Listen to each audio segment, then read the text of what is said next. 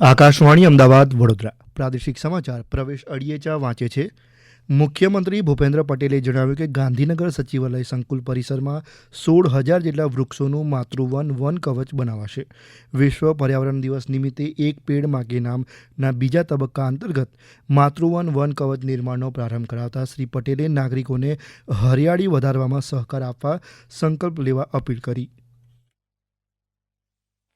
વિશ્વ પર્યાવરણ દિવસની ખૂબ ખૂબ શુભેચ્છાઓ પાઠવું. ગયા વર્ષે એક પેડ માં કે નામ અંતર્ગત 17 કરોડથી વધારે વૃક્ષ વાવીને આખા દેશમાં આપણે બીજા ક્રમે રહ્યા છીએ. આ વખતે પણ માન્ય વડાપ્રધાનશ્રીનો કોઈ પણ સંકલ્પ હોય તો એની અંદર ગુજરાત હર હંમેશા લીડ લઈને કામ કરતું હોય છે અને આ વખતે પણ અમે ખૂબ સારું આપણા બધાના સહયોગથી આ વખતે આપણે સંકલ્પ કરવાનો દિવસ છે.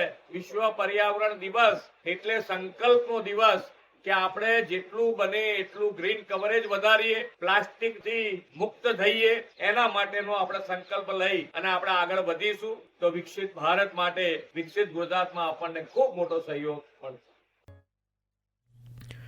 આજે સવારે શ્રી પટેલે અમદાવાદમાં વૃક્ષારોપણ કરીને અમદાવાદ મહાનગરપાલિકાના મિશન 4 મિલિયન ટ્રીઝ અભિયાનનો શુભારંભ કરાવ્યો. સાથે જ તેમણે આ અભિયાનના ટેબલો અને 11 વૃક્ષ રથનું પ્રસ્થાન કરાવ્યું. શ્રી પટેલે ચાંદોડિયા વોર્ડમાં નિર્માણ પામનારા સિંદૂર વનના નિર્માણનો પણ પ્રારંભ કરાવ્યો. મુખ્યમંત્રી ભૂપેન્દ્ર પટેલની અધ્યક્ષતામાં રાજ્યકક્ષાના વિશ્વ પર્યાવરણ દિવસની ઉજવણી આજે ગાંધીનગરના મહાત્મા મંદિર ખાતે કરવામાં આવી. આ પ્રસંગે શ્રી પટેલે અમદાવાદ તથા સુરતના ઓલપાડ ખાતે બેગ વેન્ડિંગ મશીનનું વર્ચ્યુઅલી લોકાર્પણ કર્યું.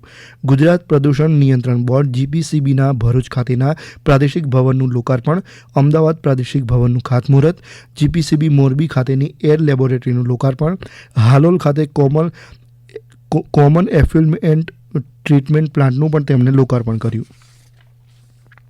બોટાદ વન વિભાગ અને નગરપાલિકાના સહકારથી આજે વિશ્વ પર્યાવરણ દિવસ ઉજવાયો. દરમિયાન કૃષ્ણસાગર તળાવ નજીક પ્લાસ્ટિક સહિતની જગ્યાએ સાફ સફાઈ કરવામાં આવી. અધિક કલેક્ટર સહિતના અગ્રણીઓએ નક્ષત્ર વનમાં વૃક્ષારોપણ પણ કર્યું. આ અંગે અધિક કલેક્ટર પ્રદીપસિંહ જણકાતે વધુ માહિતી આપી.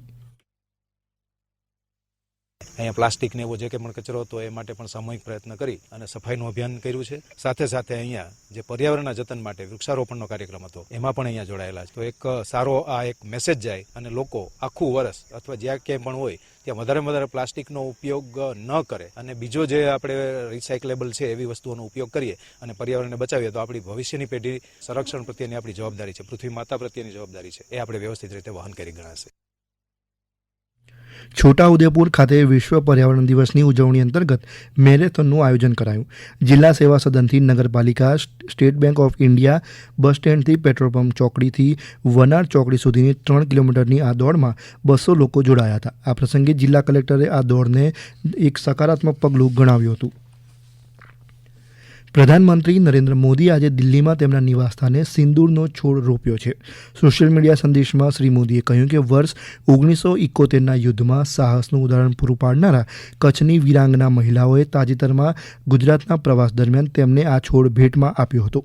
આ છોડ દેશની નારી શક્તિના શૌર્ય અને પ્રેરણાનું સશક્ત પ્રતીક બની રહેશે તેવો વિશ્વાસ પણ શ્રી મોદીએ વ્યક્ત કર્યો.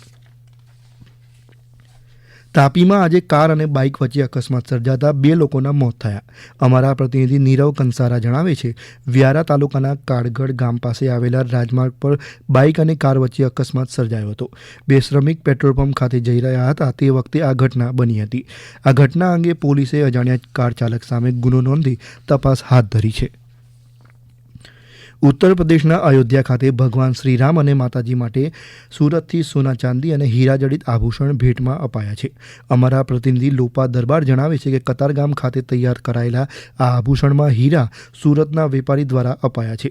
વિમાન મારફતે અયોધ્યા પહોંચાડાયેલા આ આભૂષણ અને તેમના શસ્ત્રો વિધિવત રીતે પૂજા અર્ચના કરીને ભગવાનને અર્પણ કરાયા.